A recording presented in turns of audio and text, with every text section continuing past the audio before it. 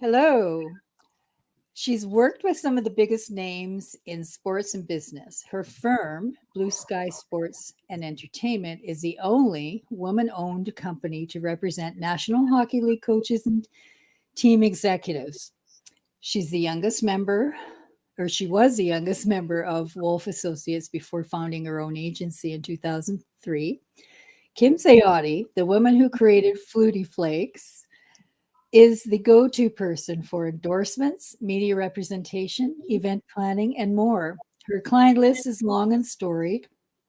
She's worked with Cam Neely, Carlton Fisk, Dennis Eckersley, Doug Flutie, Carl Lewis, Brad Marchand, and many more. Her key staff members are gifted multitaskers, in other words, female.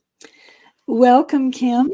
I feel like we're coming full circle. It's been 15 years since we met by telephone. I know. Thank you, Debbie. I appreciate you asking me to participate.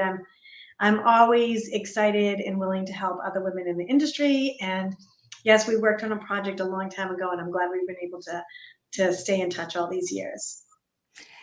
Well, when you started your business and began working in sports marketing, were there any other women that were in it that time? Not really. I mean, there really weren't that many women in the industry at that time. I remember when I was just starting out, I had one instance I recall, a funny story comes to my mind when um, I had a hockey player, actually it was Yannick Perreault, who went on to have a very long NHL career, but at the time was playing for the IHL for the Phoenix Roadrunners. And I had an issue. I had a visa issue, and I had called the general manager and said, we need some documentation. He's going to get stuck at the border. If I don't get it, he's not getting there. And his response was, "What? Bleep, bleep, bleep, bleep. Whose secretary is this that's calling me? And why are you calling me and not basically my male boss?" And I remember just very, taking a deep breath and saying, "No, I'm the one who's handling this, and need to get this resolved because we want to make sure he gets there safely and on time because you won't be happy if he's not on time." And then many years later, I got a call from that same general manager who was looking for help for this contract for an NHL team. And I said, "I have a funny story to tell you." Told it. We had a good laugh. It was just, it was part of what was happening at the time. There weren't a lot of women in the industry. And so they were used to that if a woman called, it was really somebody's assistant. So no, there weren't not a lot of women. I'm so happy to see that things are changing at a much quicker, rapid pace than they had been. I would say in the last 2 to 3 years, we've seen a massive escalation of an appreciation for women in high-level executive roles, which I've known for 25 years is certainly doable, and they can really not only succeed but take the entities which they work for to new levels. So it's a very exciting time. Oh, even excuse me, even from the media side, when I first started working in the Wayne Gretzky years, I don't recall ever seeing another woman in the press box or the dressing room at that time. And now they're in the NFL, they're anchoring, they're doing play by play. And I went on Twitter one day and saw this list of all these women just covering the NHL and the NFL. And I actually started to cry because I thought, wow, long were the days when Shirley Fischler had to take the NHL to court to get access to even the press box. It seems so ridiculous that it took as long as it did. And I think, people are just creatures of habit more than anything. A lot of times I like to think that a lot of it wasn't really intentional. It's just kind of like, it's the way it is, and nobody wanted to change it, and everybody wanted to keep it the way it was. So often people say to me, "How has it been? Do the athletes have an issue?" The athletes have never had an issue dealing with women. Honestly, they are at the pinnacle of their sport, and they really just want things done correctly. It's never been the athletes. I mean, going back to when I first got into business, our big clients were Doug Gilmour, Grant Fuhr, Brian Fogarty, Cam Neely. Yannick was an early client, and you know, they never had an issue. It was really the men that were in the business side of things that were, I think, a little bit threatened, right? Not knowing, what does this mean? Is this going to mean my job's going to be, is this job putting my job in jeopardy or anything like that? Which was very interesting because honestly, the athletes, because most of my clients are male, I've often been the first one to know when they're getting engaged, when they're getting married, when they're having a baby, they have an issue, getting divorced. They will confide in you in a different way. And I think that specifically for the agency I was working for at the time, they realized that pretty quickly. But I also had when I worked at Woolf Associates, I had a boss who was not afraid of strong women and actually liked to surround himself with strong women.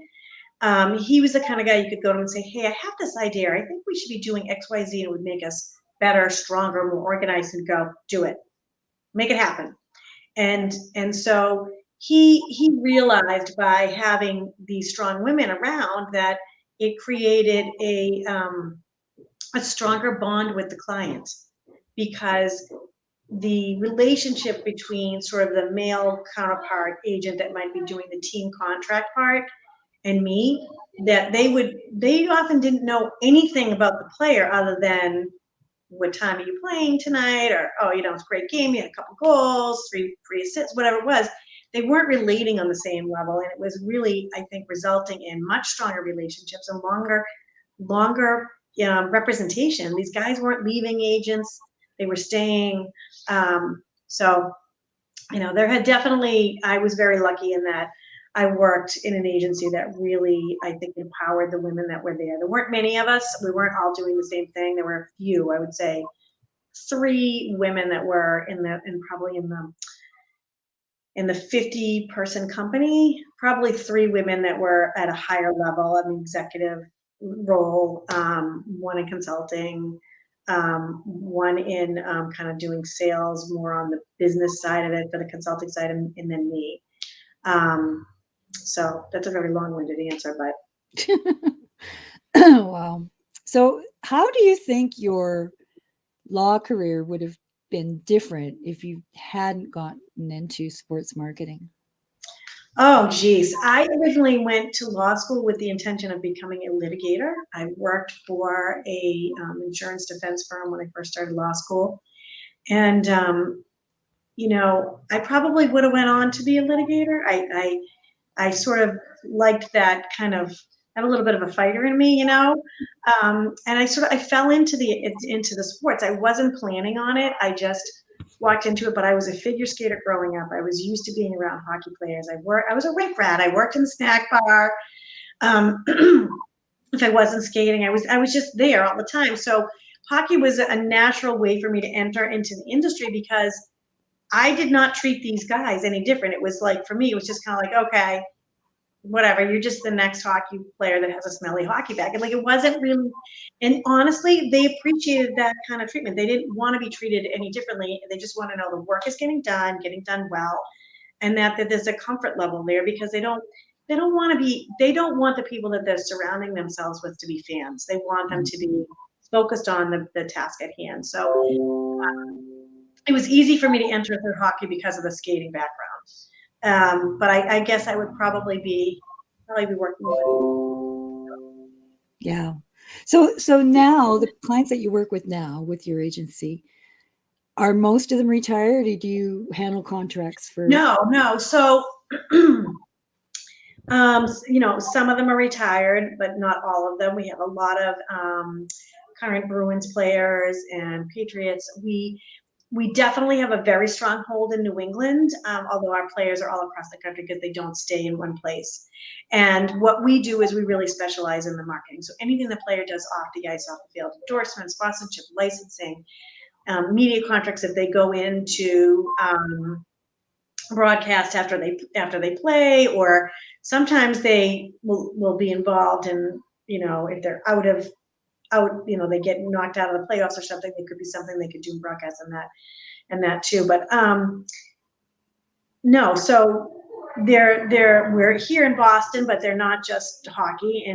And then really and truly, you're not supposed to represent coaches and players for contract negotiations, although there are a number of people that do it, that really shouldn't be doing it. So what happened was, it's sort of a natural kind of migration, as you will. So as they've continued, they've retired, like the guys that retire can retire, go on to maybe work for the team, or they go work in broadcast, so they'll take a couple of years off and do nothing or be in business. Then they get back in, and oftentimes we will then go from working with them in the marketing to doing their team contract.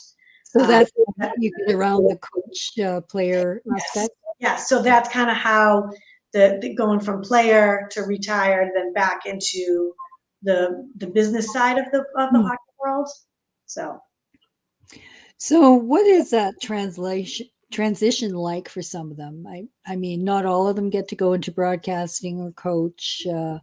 I can imagine once you've had your dream job and it's your identity on top of that, how do you deal with that when it's over?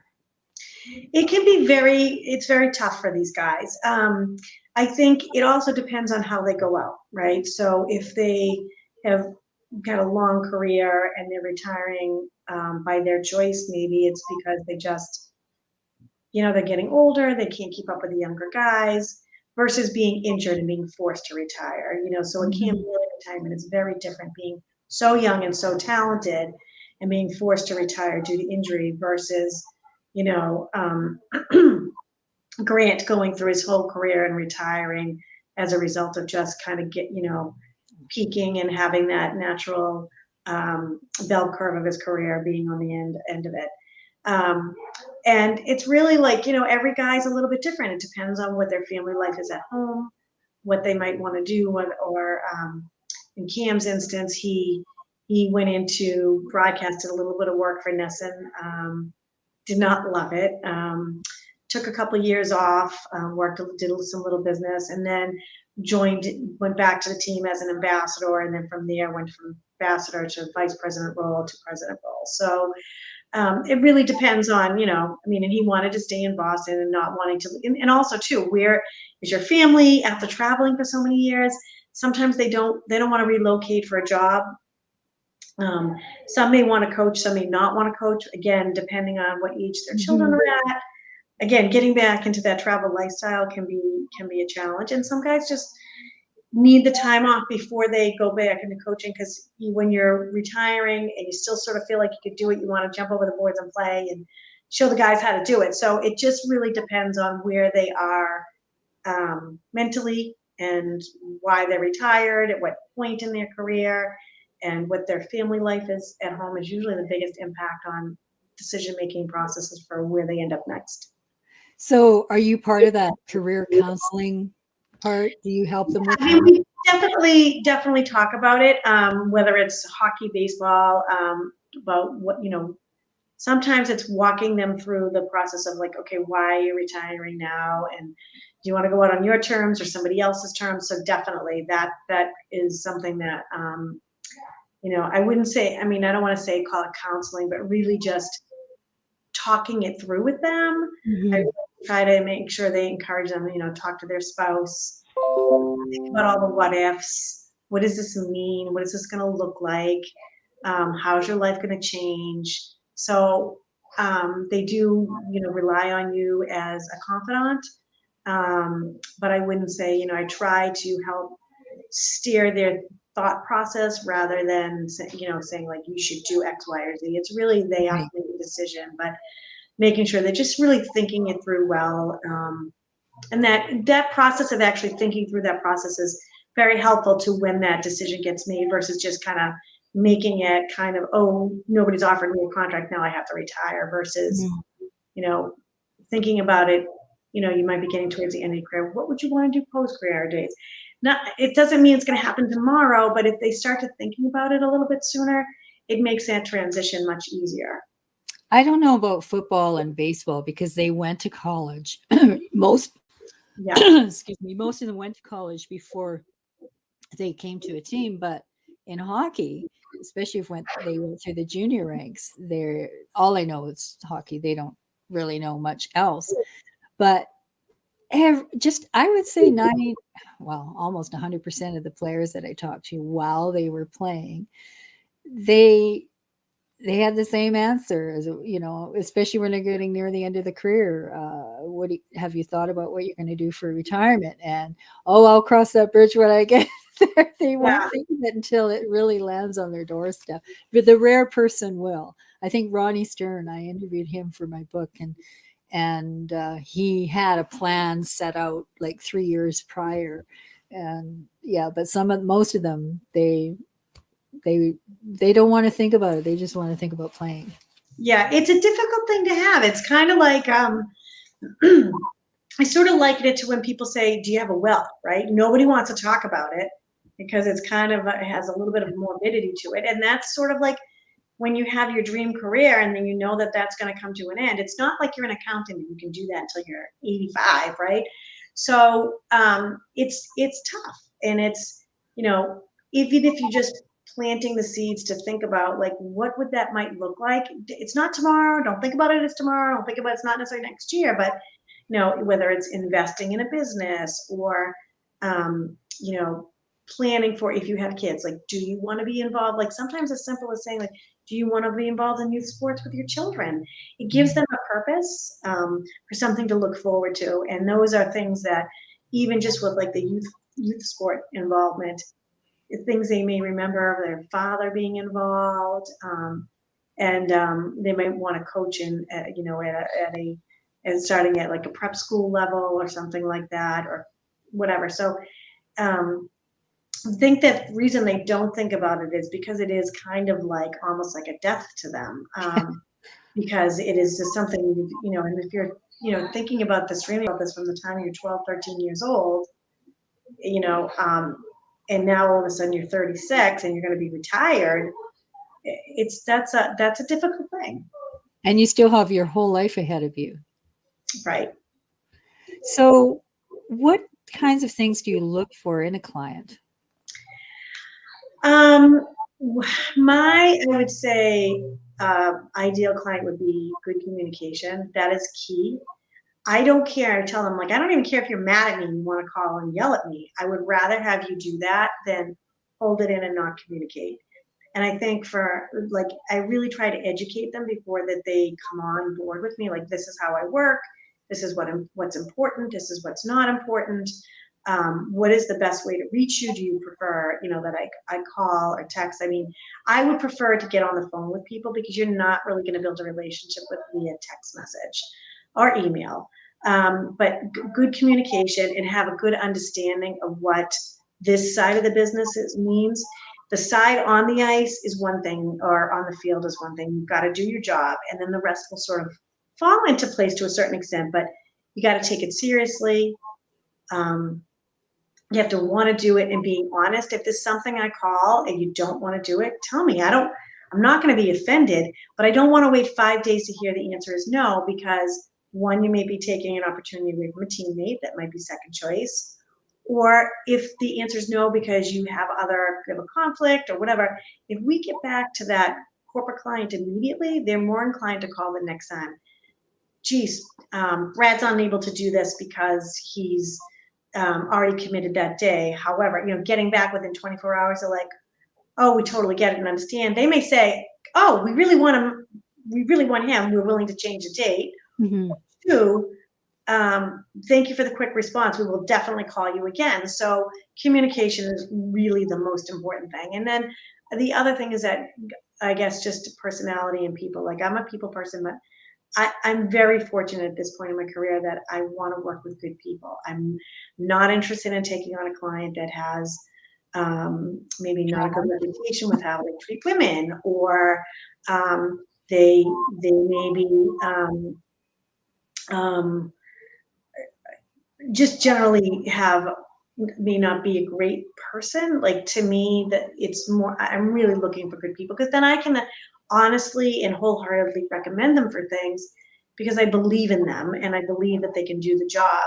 If someone is constantly late, or they're they're not respectful, or I send them a memo saying you need to be dressed appropriately business attire, and they're showing up in a t-shirt, like that to me is, it could be that one instance could be somebody who's just maybe young and they're still learning, but that's a lack of respect. So, having those types of individuals where I know where I can say A, B, C, D is what's happening, and then they're on point and they take it seriously.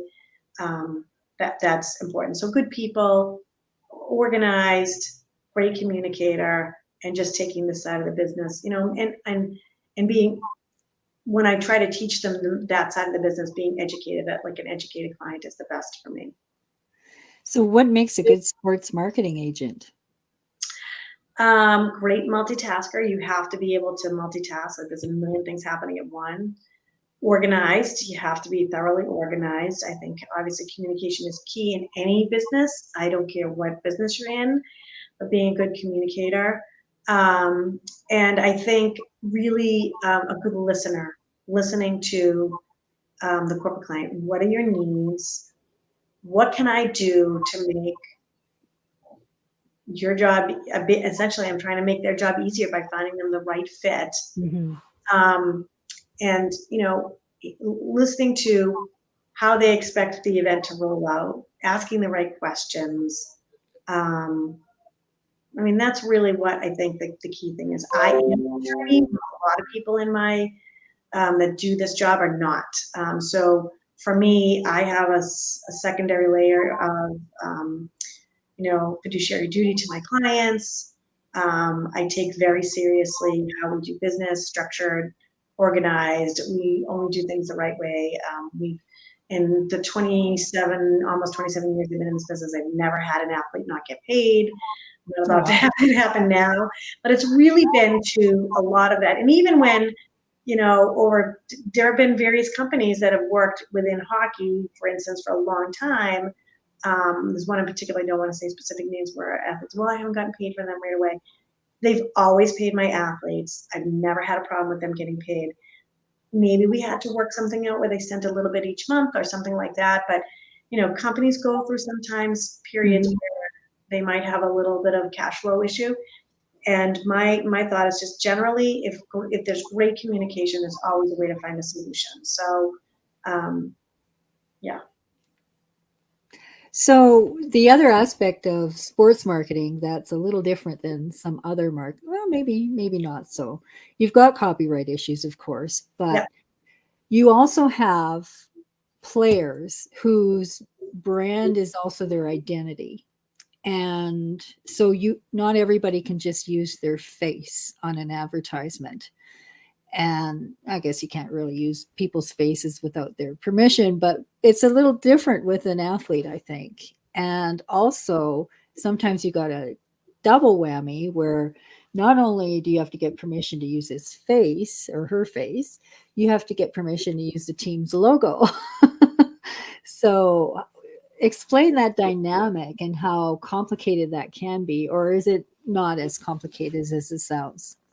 It's not. I don't think it's not as quite as complicated as it can sound. I think really and truly is just getting an understanding for a corporation what it is they want to do, right? So that's the first thing. Like, what is the region? Is it regional? Is it local geographically? Is it national? Where is it going to appear? Is it is name like this image? Is it just for print? Is it for social media? Is it for television, radio?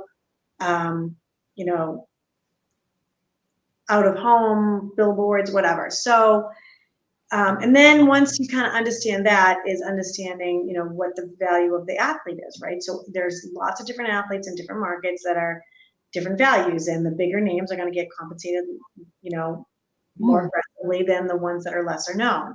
So understanding a budget, where you want to be, how much you can spend, how much you want to spend, and just finding the right match. And then as far as, the logo usage, you'd have to be a team sponsor for that.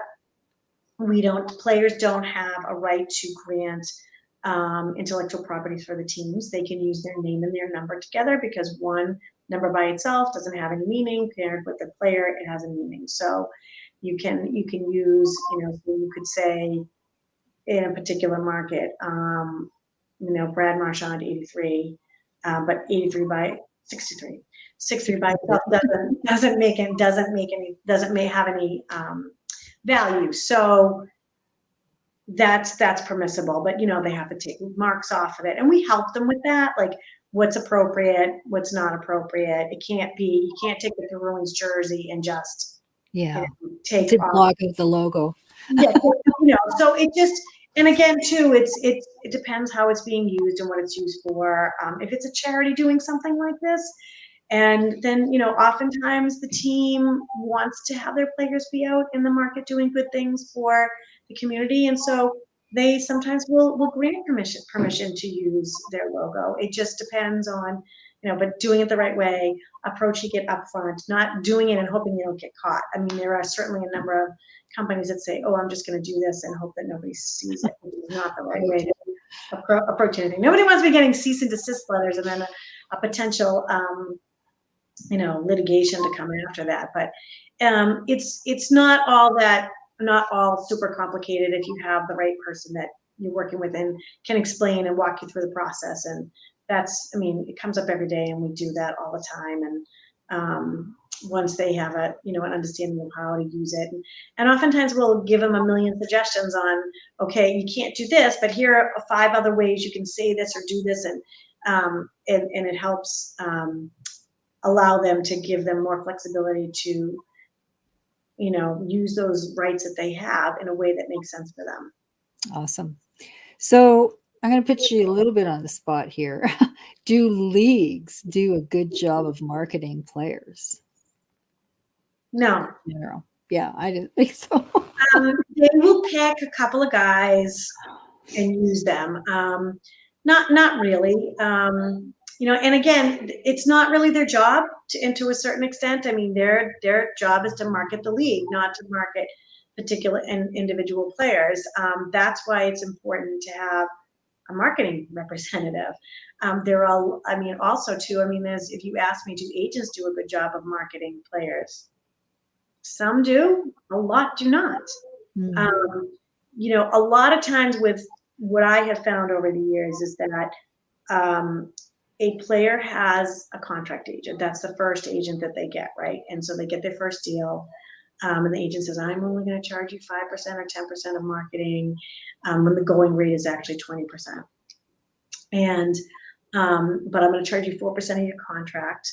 And so what they really care about is the 4% of the contract. They don't really care about the 5% or 7.5% or 10% of the marketing, because they're making 4% of 750,000 or whatever.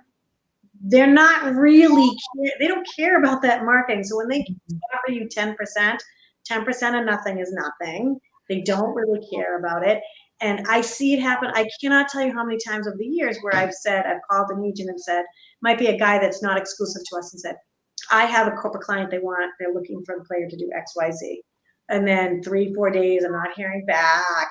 It's not a priority for them, whatever. They found, oh, he's not going to do it. He's going to pass. He can't do it. Okay. And then I'm out at something and I see the player and I'm like, oh, I'm sorry that X thing didn't work out. And they look at you like you have 3 heads and say, I don't know what you're talking about. You know them because you've worked with them on other projects. It's because it's not, for them, it's not a priority. Now, not all agencies are like this. I don't want to say that but when you're a lot of these bigger agencies, they do have marketing arms to them. But again, you also have to remember, like, where are you in the pecking order, right? So if you're Sidney Crosby, you're probably going to get a lot of attention. If you're not, if you're a big name player in a small, but in a good market, I'd say a lesser known player, but in a good market like Boston, like even guys that are on the 3rd and 4th line are getting opportunities. So same with Edmonton. Yeah, Edmonton is a big market. Right? It's a great market. So Toronto, Boston, there's certain markets. The original six are always going to be opportunity there. But again, if you're not high on the priority list in the agency, or the agency is not really putting a lot of effort in that, because they really if they have 30 guys on the roster and they're making anywhere from 600 up, I forget what the base salary is now for rookies, but like for them, they're not running their business model on the marketing dollars the way a company like mine is.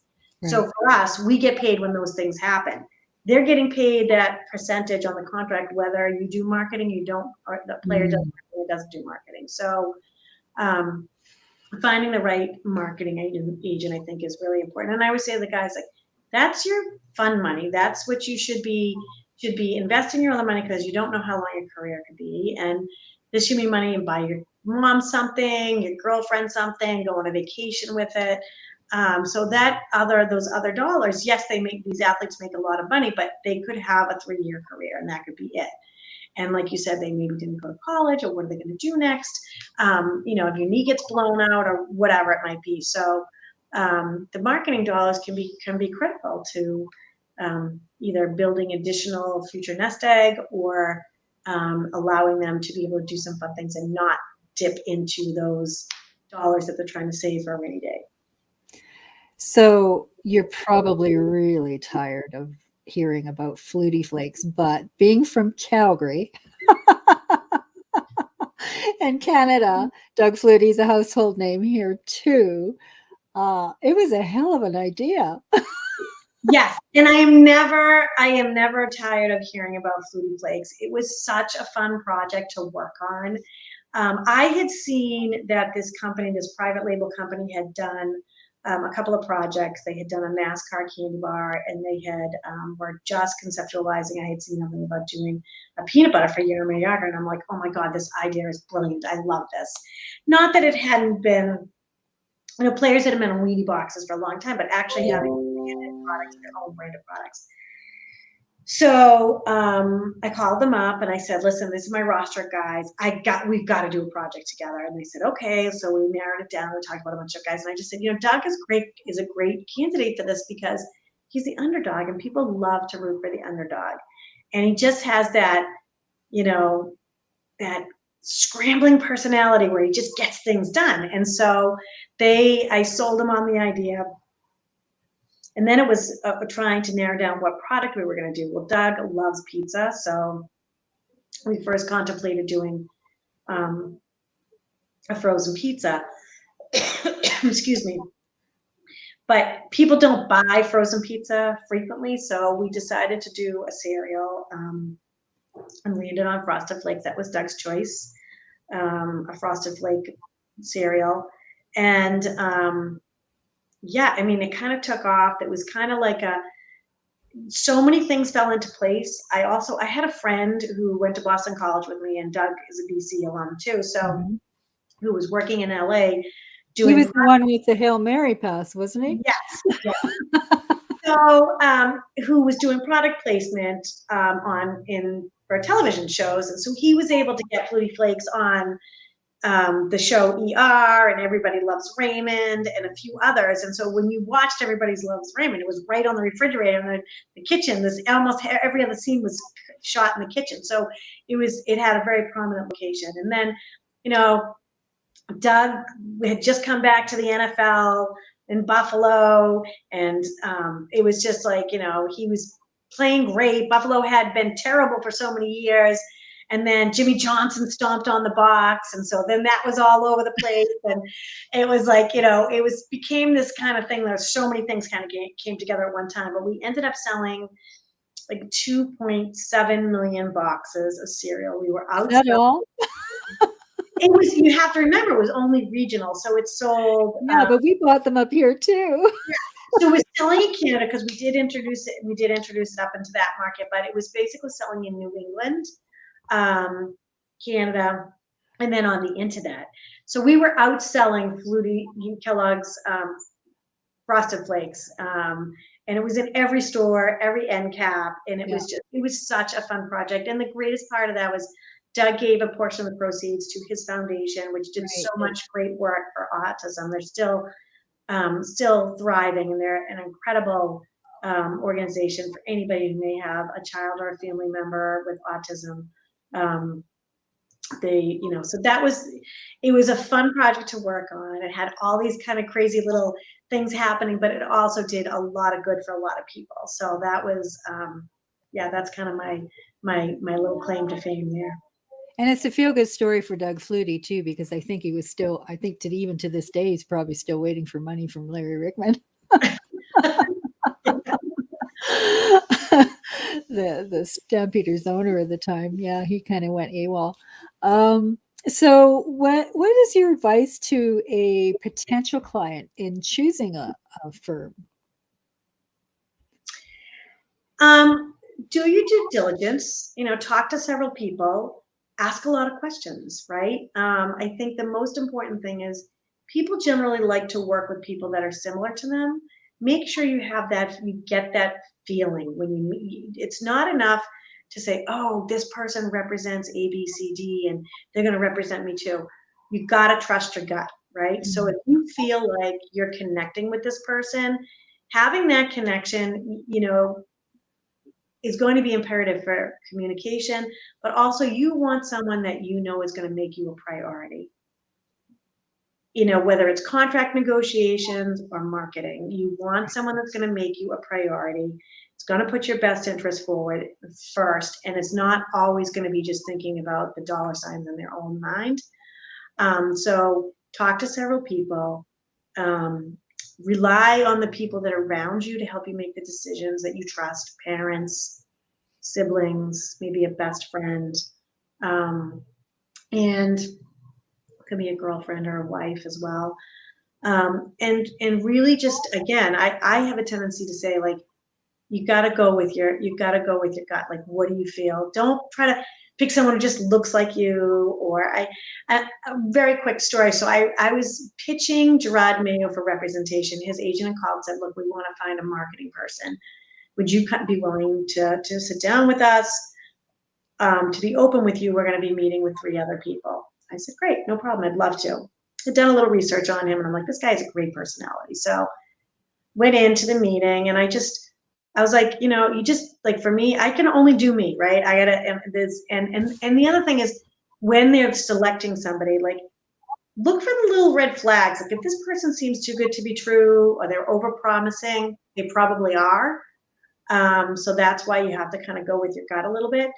But I went in, did my little pitch, and I remember walking out and, had a great conversation, met at like the Residence Inn or something for this. And I remember walking out thinking, like, okay, so if I don't get this client, it's not because I'm not the best person for the job, because I was convinced I was. And I'm not saying that to be arrogant or cocky.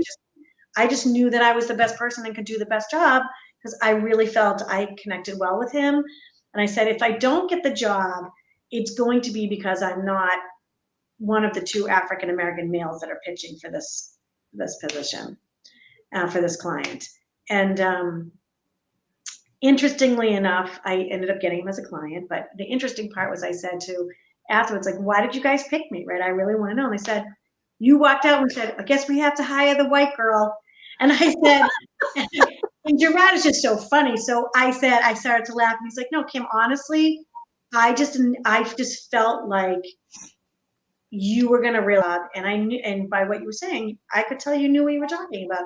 But really, just having that connection, I said it. I just knew that if there was any way I didn't get it, it was simply going to be because I was not an African-American male. Like, that was the only way I was convinced I was going to lose. And as it turned out, I didn't lose, but Gerard's a great guy, still a client, and so funny, and doing amazing things now as a linebackers coach for the Patriots.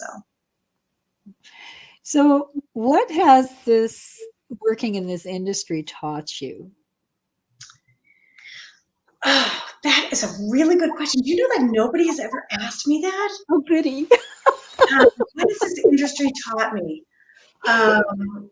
It has taught me that there are times you have to have a thick skin.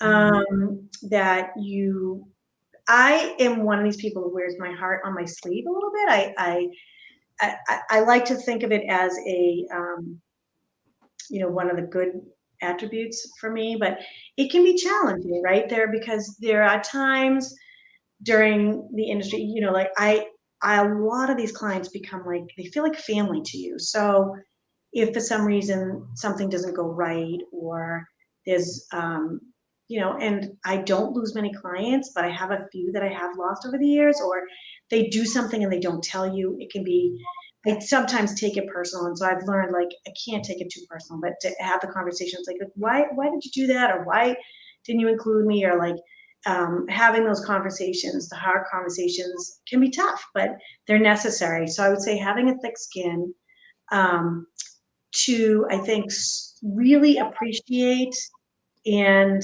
live in the moment, um, especially now with the pandemic, is even reinforcing more. But I have been so lucky to do so many incredible, wonderful things. And I'm that much more cognizant now than I was 15 years ago to say, like, I'm so lucky to be at the World Series right now, like doing whatever, or, that we're not curing cancer. This is not, this is not operating on people's brains, but we're providing a service and hopefully joy and excitement to a lot of people, the fans and so forth that are involved in different things. And we're lucky, right? I come to work, I am so lucky that 27 years later, I still love my job. I have so many friends that have made career changes or don't love their job that I went to law school with. And like, I just say, like, you know what? Oh, everybody has a Monday where they get up after a beautiful long weekend and they've been at the beach or something. They say, oh, I don't feel like working today. But it's different than getting up and saying, oh, I hate my job.